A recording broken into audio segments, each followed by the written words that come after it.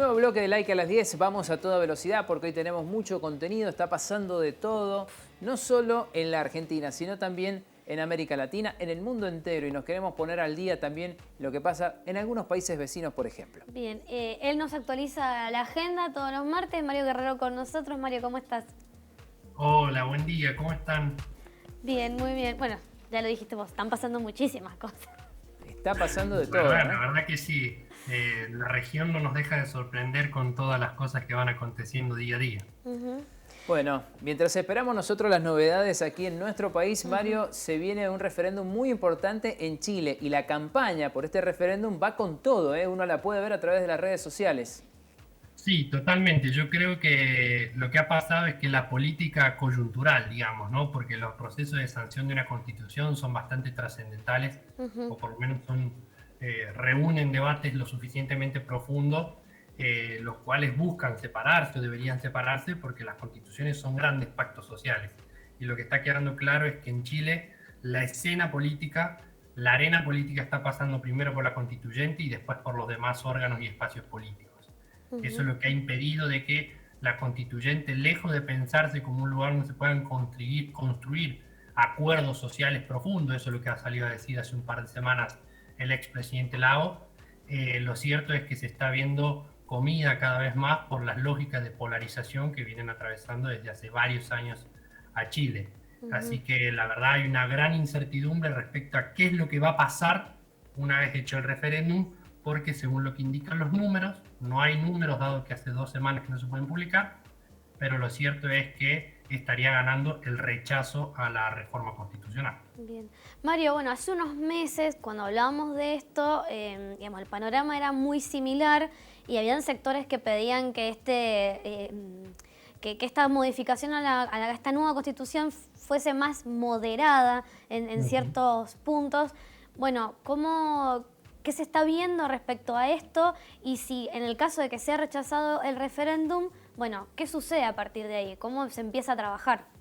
Bueno, eso es un punto muy interesante y muy importante el que resaltas, Pau, porque desde hace un par de semanas, diría hace un mes atrás, el gobierno oficialista, es decir, el gobierno de Boric, rechazaba la posibilidad de la tercera vía, que había puesto sobre la mesa la oposición, ¿no? La centro-derecha, derecha chilena, y diciendo de que hay que aprobarla, es como está.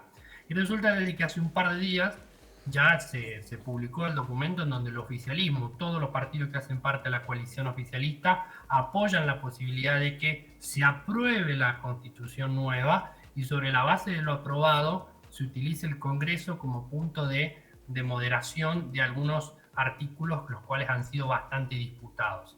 En este sentido, el oficialismo ha sentado posición, por ejemplo, la cuestión judicial, ¿no? Esto hecho de que se le otorga determinada autonomía a sectores en donde hay grandes poblaciones aborígenes, no es que podrían instituirse poderes judiciales paralelos, sino que deberían ser poderes judiciales voluntarios que no refieran a materia penal, por ejemplo, y siempre subordinados al Poder Judicial. Bueno, esto es una serie de propuestas que se está barajando frente al escenario de que no se va a aprobar, o si se aprueba habría que hacerlo sobre un amplio nivel de consenso. Un detalle no menor es, a diferencia de las votaciones que ya se vienen realizando en Chile desde el año 2013, esta es obligatorio, el voto es obligatorio. Entonces se espera que la obligatoriedad del voto aumente el caudal de gente que estaría en favor de apoyar la reforma constitucional, evitaría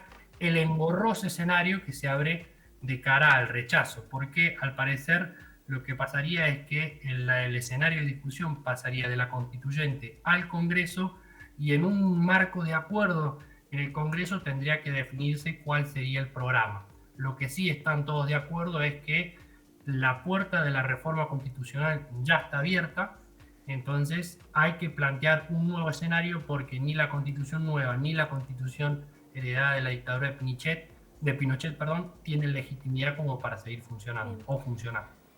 ¿Se movieron algunos casilleros respecto a esto que decías vos del apoyo del oficialismo a una posible modificación o ver algunos puntos de esta nueva constitución?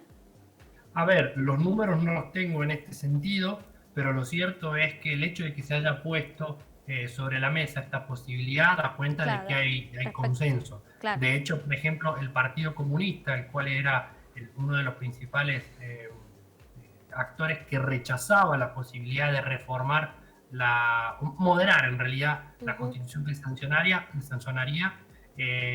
se accedió a sentarse en la mesa, pero lo cierto es que hay muchos sectores, hay amplios sectores de la sociedad chilena y de la comunidad política chilena, dirigencial, de que no ven con buenos ojos esto de para qué vamos a aprobar una constitución si resulta que después la vamos a someter a votación para poder ir modificando artículo por artículo respecto a determinadas cuestiones. Entonces, como que es un escenario bastante importante. Bien. Pero también es cierto que el oficialismo ha hecho concesiones bastante importantes. No es un detalle menor el hecho de que, por ejemplo, el Congreso, la constituyente, por ejemplo, haya sancionado como una medida transitoria la posibilidad de que Boric no se podría presentar a presidente, esta discusión que siempre se abre, ¿no? Cuando se hace una nueva constitución, se reinicia el conteo de los presidentes, ¿no? Entonces, bueno, la constituyente ha dicho de que no, que Boric no se podría presentar a un nuevo mandato, más allá de que con esta nueva constitución se estaría abriendo la puerta de la reelección, algo que en Chile no existe en este momento. Mario, si gana el rechazo finalmente, ¿tiene un costo para el presidente Boric? Porque él tiene que ser presidente, digo, independientemente de lo que pase en este momento histórico de Chile, él está encargado ahora de administrar el país. Digo, ¿va a ser un peso para él que sea un rechazo? ¿Se considerará como un no triunfo? Totalmente, porque lamentablemente para Boric el epicentro de su política estatal está pasando por lo que se define en la constituyente. De esta manera muchos ponderan y se entiende también hacia el interior del gobierno que el rechazo implicaría una derrota muy importante y deslegitimaría o debilitaría aún más el gobierno de Boric. De acá es que desde hace varios días muchos ministros, miembros del actual gobierno hayan salido a hablar de que, bueno, en un escenario de derrota, ya viste, un discurso más derrotista, como de cara a ver de qué manera se pueden apaciguar un poco las aguas y ver de qué posibilidades o escenarios se abren de cara a pensar la reestructuración y reorganización de todo el Estado, porque en esencia una nueva constitución es esa, surcando las polarizaciones y las diferencias, extremas diferencias que hay respecto a este proceso constituyente vigente. Bien. Mario, cerramos aquí el capítulo de Chile y esperemos al 4 de septiembre a ver cómo se desarrolla esta votación. Y nos vamos a Colombia, vamos a hablar de Petro y su política frente al narcotráfico. Sí, hay varias cuestiones que se pueden tocar de este punto y particularmente lo que tiene que ver con Colombia. Narcotráfico no es una política segmentada. De hecho, hablar de narcotráfico en Colombia implica hablar de tierra, política territorial, implica hablar de políticas de seguridad más bien, pero también tiene que ver con todo el conflicto histórico que ha tenido de violencia armada. Por eso es que también es hablar de economía, y esto es que cuando Petro habla, y ha estado hablando las declaraciones que ha hecho hace un par de días, lo ha hecho de una manera integral, porque él hablaba de que obviamente había quedado más que claro que el camino de la criminalización y la securitización en lo que a narcotráfico se refiere fue infructuoso en Colombia, y lo único que hizo fue radicalizar aún más, no solamente los niveles de violencia, sino que también aumentar más incentivos para que sea económicamente atractivo dedicar recursos a estos sectores.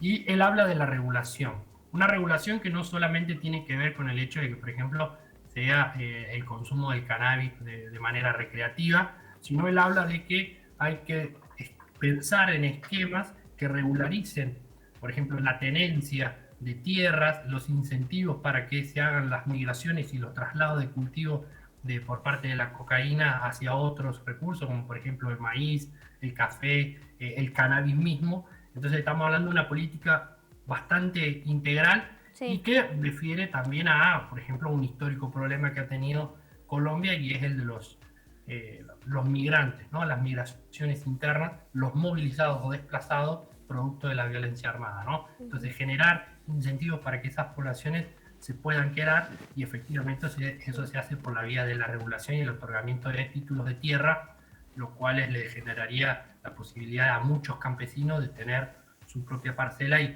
cultivarla, ¿no? Entonces esto es bastante interesante. Bien, Lo sí. cual para mí es un elemento no muy, un elemento perdón, muy importante a tener en cuenta, es lo que se ha hecho en materia de negociación de los acuerdos de paz y fortalecimiento de los acuerdos de paz, porque era el hecho esto de la regularización y la normalización de las tierras, era algo que se había acordado en los acuerdos de paz de La Habana del año 2016 entre el gobierno de Santos y las FARC, y al parecer se estarían encaminando los acuerdos que estaría intentando llevar adelante Petro entre el Ejército de Liberación Nacional, y acá el hecho de que se haya eliminado los pedidos de captura puestos por Duque y demás para los mediadores y negociadores de la guerrilla, y por ejemplo el llamado a las autodefensas, es decir, las Autodefensas Unidas de Colombia, que es este grupo paramilitar de gran importancia que tuvo injerencia en todos los hechos de violencia política que conocemos, ¿no? Entonces vemos que es una política integral y que involucra a muchos actores. Mario, ¿y qué rol juega la presión internacional en esta política con el narcotráfico que puede llegar a impulsar el nuevo presidente? Porque leía en algunos portales de noticias que responden a los intereses de Washington que había mucha preocupación, ¿no?, por la forma en la cual el nuevo presidente de Colombia iba a abordar la problemática del narcotráfico.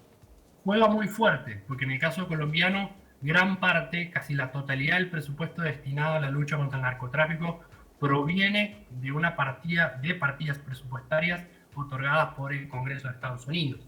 Y acá es que Petro no solamente está, cuando él habla de narcotráfico, no solamente piensa en actores nacionales, sino que también en el principal financista de todo este esquema. Y acá es que Petro hace un par de días, largos días, ¿no?, hizo un llamado a Biden de sentarse a conversar sobre nuevos esquemas de lucha contra el narcotráfico, porque entendía de que el esquema de securitización bajo el cual se ha pensado la cuestión del narcotráfico en Colombia no iba más.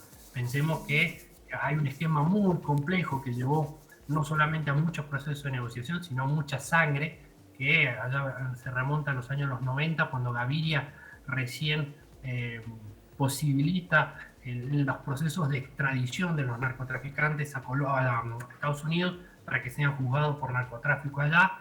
Pensemos que eso fue, para que se llegara a ese punto, hubo niveles importantísimos. El hecho más icónico es, por ejemplo, el asesinato, termina con el asesinato de Pablo Escobar, ¿no?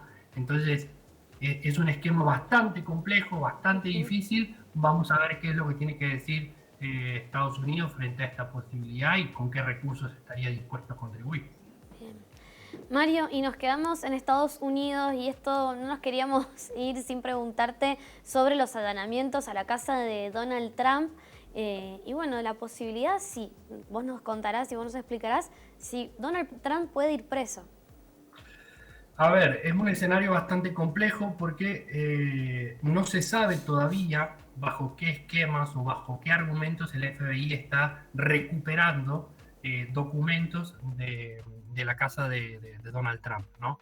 En este sentido se habla de que en el último año y medio se han recuperado más de 300 documentos, los cuales el gobierno de Estados Unidos dice que son documentos clasificados. Donald Trump dice que no, porque él los puede tener, dado que fueron desclasificados y pertenecen dentro de las atribuciones que él tiene como expresidente. Entonces, en este juego de idas y vueltas es que se ha dado la tensión, y Donald Trump ha sido muy oportunista en no solamente demandar al gobierno de Estados Unidos para que esos documentos no sean revisados por el FBI, de hecho solicita que se constituya un veedor el cual defina cuáles documentos pueden quedarse Donald Trump y cuáles documentos se puede quedar el gobierno de Estados Unidos, porque él considera que el gobierno no está siendo imparcial. Claro. Pero particularmente utilizó esa demanda para decir de que él está pensando en candidatearse de cara a las próximas elecciones presidenciales en el 2024.